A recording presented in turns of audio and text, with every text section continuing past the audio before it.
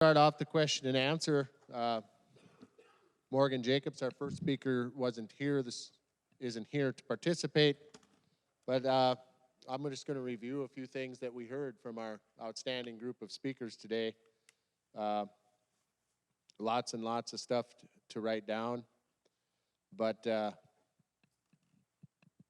one of the things Morgan said that caught my thoughts was his field efficiency. Most people don't think in those terms. And he was at 124%, which obviously it's more than 100%, so that must be good. Net profit, not yield. That's quite a statement for a young man. You know, we're taught in production agriculture to talk about bushels, pounds, those type things. He thinks in net profit. He mentioned local economies and intercropping not being bulletproof. And he also has livestock and annual cropping together, which isn't always what you see today. And he's doing both. Then we had Lana. She had the two-legged stool. And farmers are leading the way. And that's why we have producers and here, and they are leading the way. There's 78,000 or 72,000 acres of intercropping in Saskatchewan, right? That's what she said. I found that interesting. The obstacles are surmountable with intercropping. And then she said something about hippie farming, which I thought was kind of funny. I can see where that would come out. Next up, we had Shannon and Melinda Sims. The first thing out of their mouth is they talked about a team. They're a team, the family. They have a holistic goal, which is their roadmap of where they want to go. Very important. Holistic financial process. I had him elaborate a little bit on that because it's something I truly still don't understand myself. They have 100 days of snow-free. Congratulations. I don't know what we have here in North Dakota. It must be something similar. Multi-species grazing. Again, a great concept. Something that we need to think about. Operating a family business, and there's 6 principles and enterprise analysis. They analyze things, they plan and replan. They use the holistic approach. And then we ended up with Steve Tucker. He had all kinds of things to write down. Where do you see your operation headed? What ideas will you develop? Change is inevitable. Progress, growth is optional. Isn't that true? The sheep will come back. Goats evidently will not. We're in a time of unparalleled opportunity. I think if you had to ask that question to some of the producers in North Dakota at this point in time, they definitely wouldn't say that. But I think you're right. Unparalleled opportunity in technology, food production, and consumer demand. We are all salespeople.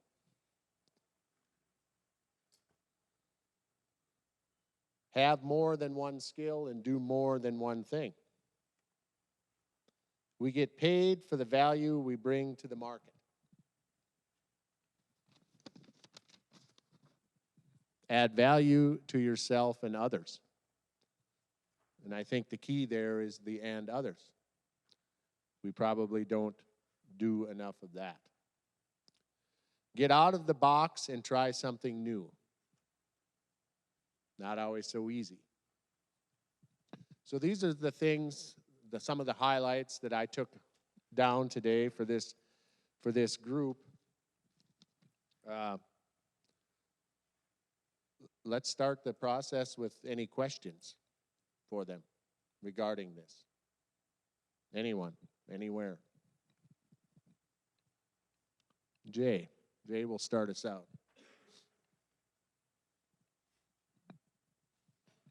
Well, I've got a question for Lana regarding, I think you put it fairly well in terms of labels. So we label something, and maybe something maybe thought of as less quality, like hippie farming, for instance, a label, okay? Yeah. But yet you've achieved 72,000 acres. So that says to me that you've made progress on that and started to go around the corners. So how did you do that? I mean, how did you go from 0 to 72,000? Well, there's a lot of hippies in Saskatchewan.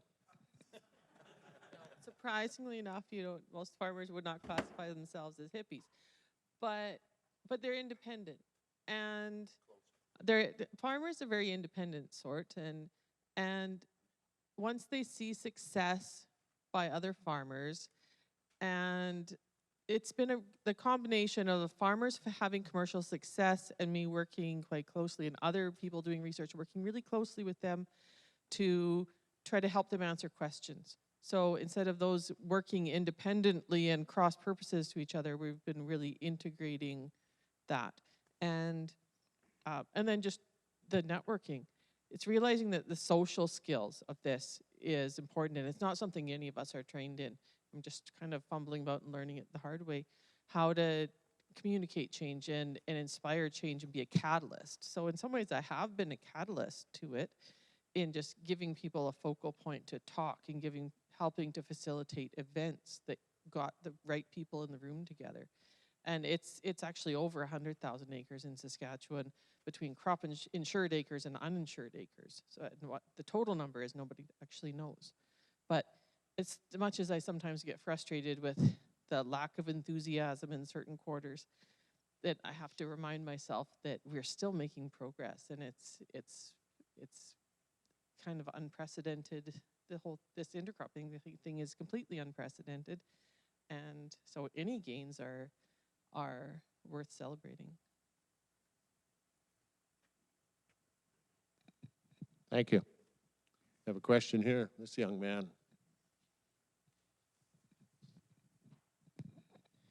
Steve, I don't know if you've said this or not, but could you just tell me like how many acres that you sell for grain, and for seed, and kind of that process, or how big your operation is? I guess I didn't hear that.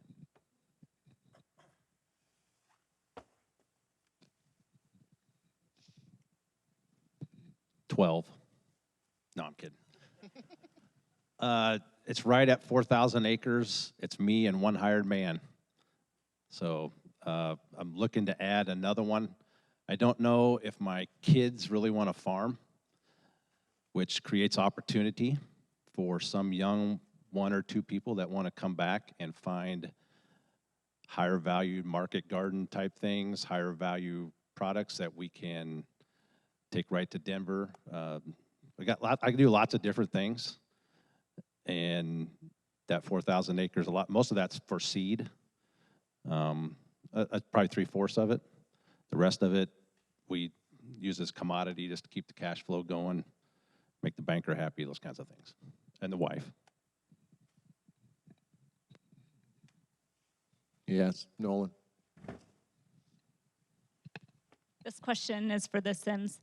When you started working with Roland, how long was that process as far as writing out your plan?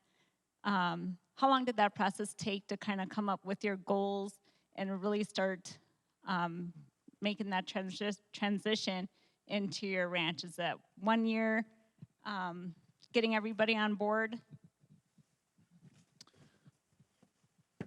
The time that we actually spent with Roland was 2 days. He came in day one, and we took Mom and Dad's living room and completely tore it apart, moved all the furniture against the walls, put big sticky notes up on the walls, Day 2, we kind of got into it a little deeper and ended up breaking into teams and writing out our goal and whatnot. That being said, ever since then, it's just been a daily process of continuing to add to it, find what's important. I don't think that process ever ends. It's really simple to get started because we had a facilitator. Like I say, we had gone from 2007 until 2014 thinking, yeah, one of these days we'll write a goal. One of these days we'll know what everybody wants. Until we hired Roland, we hadn't made any progress. Now we make daily progress. Do you want to add to that? I was just going to say, like, we implemented things immediately. We, like with our planned profit, that was something that as soon as we sat down with our budget again, that was the first thing that we put in there. And then there's some things that are a little bit slower to implement just because maybe they're a little bit more difficult or they're a little bit further out there kind of dream, but it's still something that we want. But if you want it to start, it can happen immediately. While you got the mic, I got a question about the sheet. And you gave up on the sheet. But if you'd kept the original 10 and not put those bad actors in, would that have worked for you? Was it working with the 10 sheet to start out once you had a bond? Because we've done some things at the Minocqua farm. Well, maybe you should have the mic. No, but I wanted, you had the 10 good ones. Was that working for you? Or were they getting out too on a single wire? Well, out wasn't an issue for us because pretty much everything we had was single wire electric fence. And if they were grazing ahead or grazing behind and they were this far across the fence, I didn't care. They can come and go back across the fence. It was just staying in that vicinity for a predator deterrent is what we wanted. Yeah, I think that the original 10, for the most part, did, but I think it personally is something that needs to start from birth, raising calves and lambs together to really get that solid bond. I never felt like it was 100%. And then, yeah, we brought in the others, and it was total failure. And I think a lot of that is you don't learn until you fail. And there's a lot of people that have bonded sheep to cattle very successfully. We learned a lot of things that if we were going to do it again, yeah, we'd start younger. We would leave them longer. We would pin them tighter together for a longer period of time. So I think we shortchanged ourselves, but we jumped in and got started. Yeah. Did you want to add to that, Steve? Yeah, I try not to, but we put them together on cover crop, and they had a lot to eat, and so they were right there with the cows. And what was fun was we move them every other day or so, and I just remember going out there. Cows would be mooing, the sheep would be standing there behind, and you drop that fence down to let them get into the new paddock, and the cows would go in, drop their heads, and the sheep would come right in behind them. They just had that bond, and it worked flawlessly.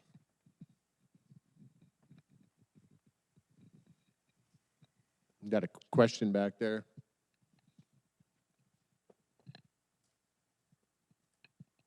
Yeah, for the Sims, I'm curious about the strategy meetings that you mentioned. Are they relatively impromptu? And you said you don't like them at your dinner table or at your mother-in-law's dinner table. Where do you have them, or is it different every time and so forth? So we have, we call it our milk house, and that's actually what it did used to be. His grandfather did, or great-grandfather did a dairy operation for a while. It's our calving room or break room or whatever you want to call it. They can be as impromptu as at 7:30 in the morning. Shannon texts everybody and says, hey, can everybody meet at 8 o'clock for a meeting? Or if we get to a busy time of year, we will plan them out and say, okay, we're going to have them every other Tuesday. We really stay flexible with that because there gets to be sometimes a year, like when you're haying or something, things are pretty routine. You maybe don't need that strategy meeting as much, but then times of year get hectic and you do need it a little bit more. And actually, I would recommend that when it's the most hectic is when you need them the most. I think we're all very guilty of this. Dad and I were terrible about it. We would be out working together. We would lay a plan, and we'd implement the plan, and we would expect Melinda and my mom to know what we were doing.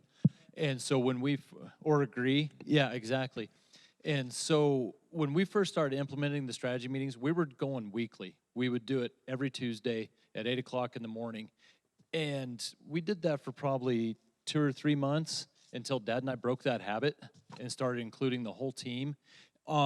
I kind of see where we probably need to start doing it a little bit more often again.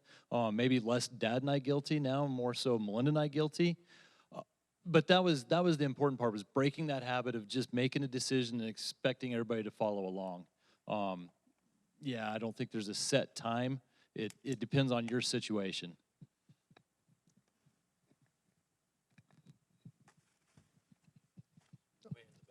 Doug's got a question. Just a comment, talking a little bit about successes and failures. And I recall a quote or a discussion that Edison had with someone who was interviewing, and he was asked about all of the failures that he had, about 1,000 failures, before he actually was successful with the light bulb.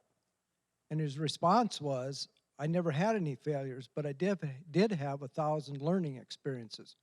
And it sounds like with the sheep, they may not have been your most exciting enterprise and activity, but you did learn a lot of things about those sheep, and if you went back into them again, you learned about some things you would do differently. So you learned a lot, and it'll probably take you a little while before you go back into them, but you know, there are opportunities, and they bond so well. And Wyoming, you couldn't find a bigger state that had cattle and sheep run together in one state. Wyoming is your flagship. This is more towards the Sims. I just retired last year, and my son and I went through many years of succession planning to figure out how taxes should work or not work. How do you handle operating your operation? Are you dealing with what your dad or granddad had set up, and that's just the parameters you have to work under, or are you on a corporation or a partnership, or just individuals yet?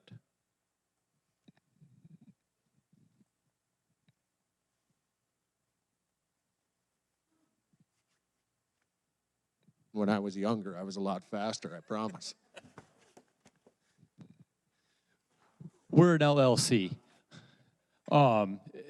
Set up clear back in it would have been right around 2000. They changed over from a corporation, an S Corp, to an LLC. And that's what we've been operating under ever since. My grandpa, when he retired, we recorded the value of his equity. He's getting paid that value to buy him out. My dad and I both have our equity recorded. We have 2 kids, like we've been telling a few individuals that we've been talking to them. We're trying to set up an operation that is enticing to the kids, but we don't want to make them feel like they have to come back. If one of them chooses to come back, then I've got my equity built up. They'll buy that out. But to buy into the business we try to keep that very cheap. So when I came in, I think I'd contributed $100 into the LLC, but because I was half of the management, we split our profits every year. Does that get to the bottom of your question? Okay. I have a question for the Sims. You said, you know, your prop must have been your dad and your grandpa set up a holistic goal back in the 80s. And then when you started transitioning, you were kind of just going about and things were working, but maybe not what you wanted them to be, and you wrote your own holistic goal. Were there fundamental, you know, things that you can really identify as fundamental changes to the holistic goal that really set in motion something that you wanted to see? That might be kind of tough to remember or quantify, but. It is, but there's a couple of examples that come right off the top of my head.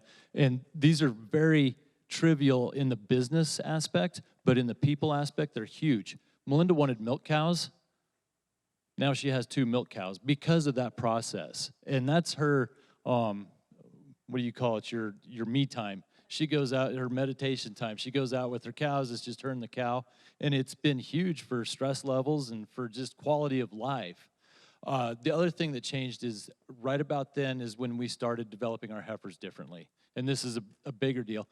But we all realized that we wanted to push the envelope, but we were kind of holding each other back without knowing we were. You know, I didn't want to let somebody down. I didn't want to have this crazy idea and be shot down. But it turns out everybody had crazy ideas that that's how we operate. And writing that new holistic goal with, we want cows to meet our environment. We don't want to put a lot of inputs into them. All of a sudden, it was like, we need to do this. The third example, and then I'll let it go, is like Melinda mentioned during the talk. My mom wanted her entire life to go to Australia. We sat down, we had this session with Roland Cruz, and that came out that she wanted to travel. So we were all aware of that then. One of our mutual friends and I happened to be in the truck one day. My parents and Melinda's and I, mutual friends, happened to be in the truck one day, and he said, you know, I'm planning this trip to Australia. Do you think your parents would be interested in that? I'm like, yes, I know for sure they would be interested in that. Some of that was then I don't think I said Siri, but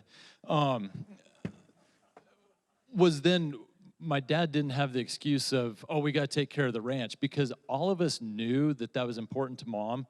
All of us knew that Melinda and the kids and I could operate the ranch during that time of year. Those things just fell into place then. The excuses weren't there to not do it. I want to add to that, you know, as far as like the desires and the wishes in the original goal, they possibly had the same meaning, but to me coming in and just reading that document, it was somebody else's words, it felt very generic to me. And I'm not saying that it was a generic goal, but they weren't my words. And so when I was able to actually put my words up there in bold and in white and be able to specify like, hey, that's what I want, and everybody's recognizing it, then you take ownership in it.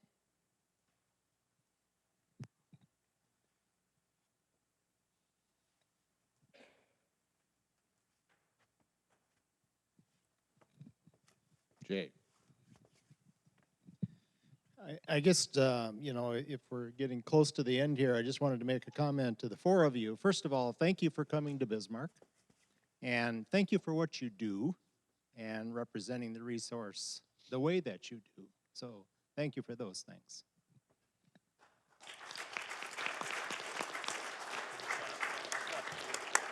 Any further questions? Oh, okay.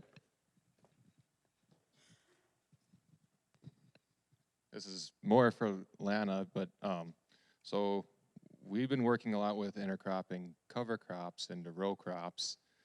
I know it's a lot different system than what you've described today, but is there a general sense of principles that we should be considering when we're planning these systems as far as agronomics go? Is there a rhyme or a reason to how you decide what crops you're going to put together?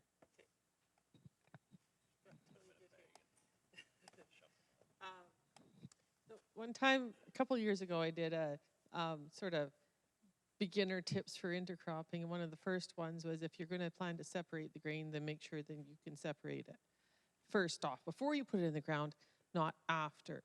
And you'd be surprised how many people that people stumble on that.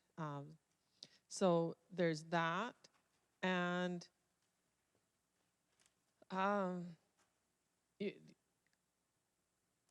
you're thinking about what those crops are doing for each other and what the purpose is in growing them together might be. And lining up maturities as best you can. Big maturity differences in those grain crops is a problem. And you know, if you're more familiar with the cover crops and the row crops, especially with the cover crops, there's ways to integrate like 2 grain crops underseeded with a cover crop so that you've got living cover growing after you've harvested your grain crop. And I think of the intercrops as kind of like an on-ramp for grain growers and people that maybe would hesitate at spending the money on cover crop seed and things like that. So it's sort of an easy entry. You're seeding 2 crops and hopefully harvesting 2 crops.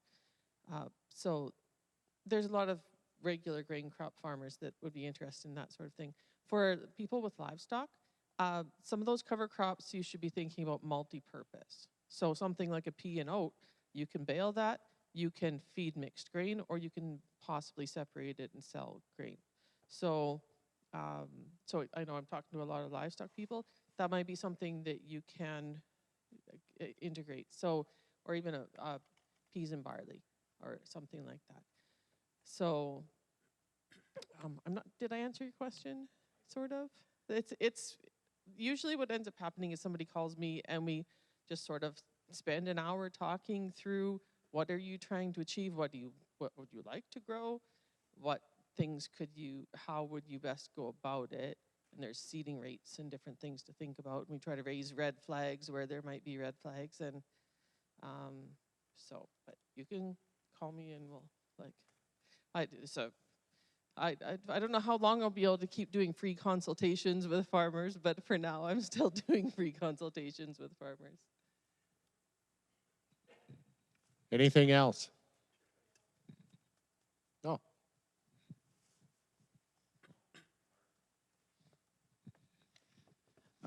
Question for Steven Sims. When you were making your switches and improving or looking for information on your operation, to whom did you look to, and what methods did you get your information? Computer, technology, I mean, mouth to mouth, face to face, how did that work?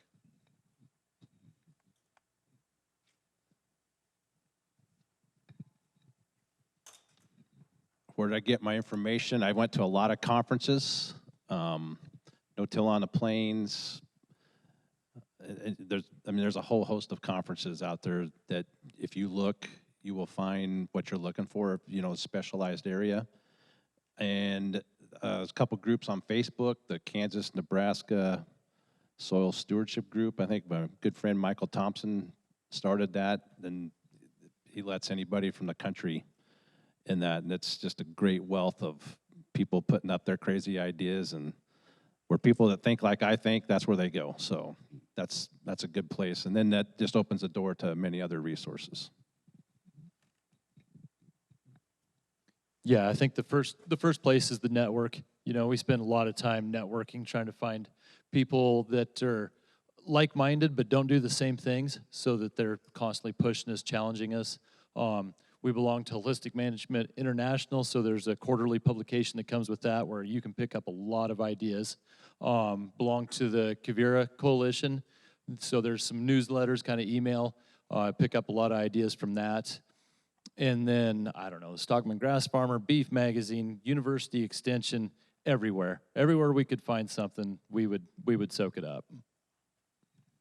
And I wouldn't say that we just sought out articles that we thought pertained to us too. We kind of read everything, because you never know what's going to hit you. I mean, I wasn't thinking, oh, we need to wean calves later, and so that's why I read that article. I read that article because it was something completely new.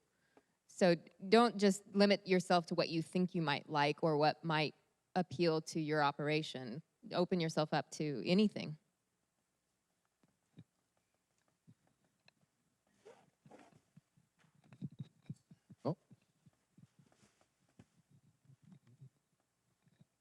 Steve, I was interested, what are you doing with your cattle now? Are you finishing them out and marketing them that way, or are you taking them to the auction mart?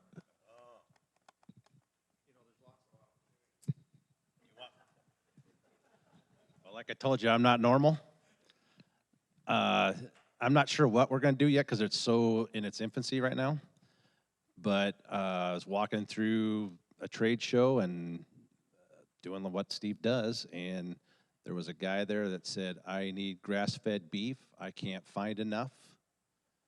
And it's funny, just opportunity lands in my lap because I go walk in the places where opportunity exists. And I say that not to brag. I say that because if you want opportunity, it's out there. You just kind of got to open yourself to it. And so I have his card. I'm not there yet, so it's not high on my list of things to do, and I've got some friends that are trying grass-fed beef to get it where it actually is a product that people want in a form that they will eat it, so that's what we're working on. I'm saying that's where I'm going. I don't know yet, but. Anything else? All right. Well, I'd like to thank everyone for coming today and thank you guys again for participating. A dynamic group. Let's give them a round of applause.